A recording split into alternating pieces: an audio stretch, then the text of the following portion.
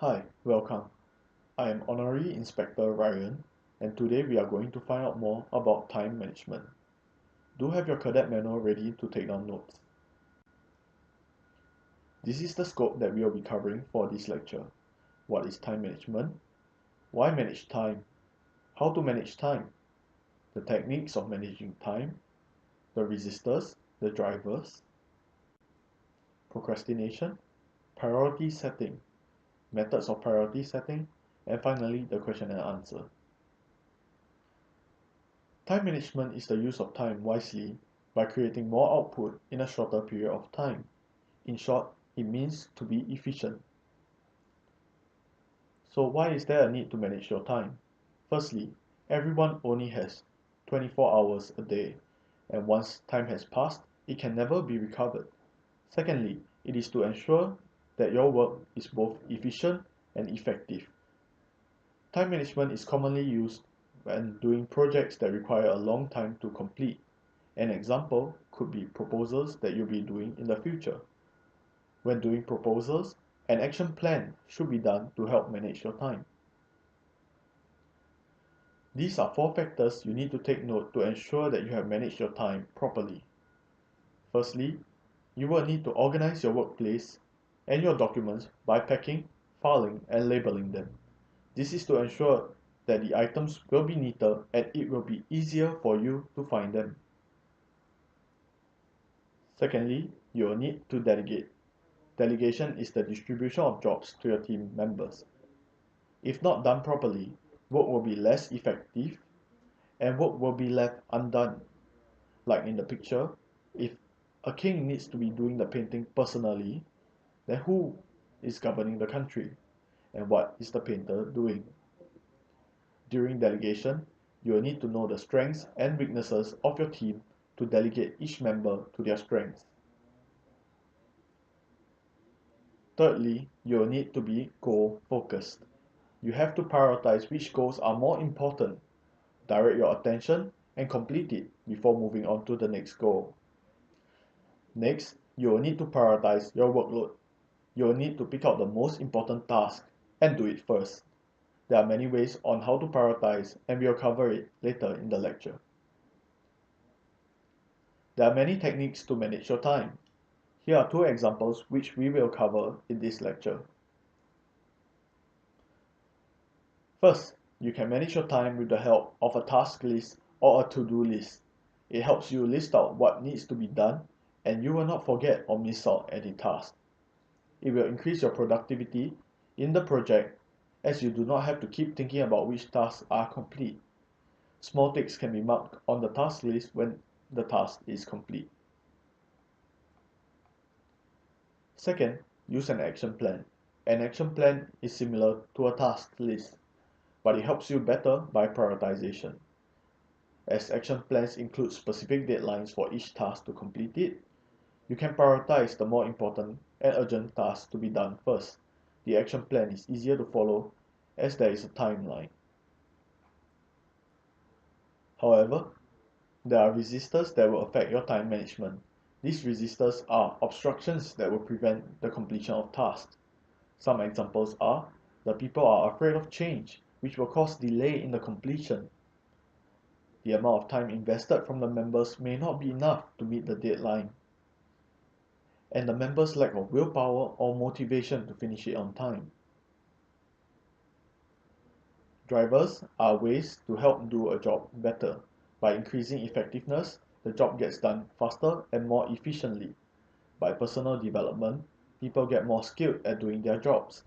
By increasing responsibilities, there will be more work to complete in the same amount of time. Therefore, the approach to doing work must change. Changing the approach to doing work to a more effective one helps to do a job better. One of the biggest problems which prevent you to manage time properly is procrastination. Procrastination is the dwelling and pushing of doing the task or spending more time than necessary. Time can be spent more effectively instead of being wasted on procrastinating. Do you see anything wrong in the picture? As mentioned earlier, there are many ways to prioritize. The few ways are ABC analysis, Pareto analysis, fit, and POSAC methods. These methods prioritize to do the most important task first. First, the ABC analysis. The ABC analysis is the categorization or grouping of large amount of data into groups. Then you will mark the groups with A, B, or C in order of their priority, and do the groups with the highest priority first, followed by the lower priorities. Second is the Pareto analysis. It is to spend 80% of the time doing the harder task, which you should have identified, and the rest of the 20% for the easier task. For the easier task, you should do it first and finish it as soon as possible to leave more time for the harder task. Third is to fit your spare time accordingly to all the tasks you have on hand. Let us try the example on the slide. You may pause the video to think about it. So let us look at the options. If the person did option A, it is not wrong, but he will have an excess time of 10 minutes. He needs to improve on his time management skills as he did not fully utilize his spare time in his schedule.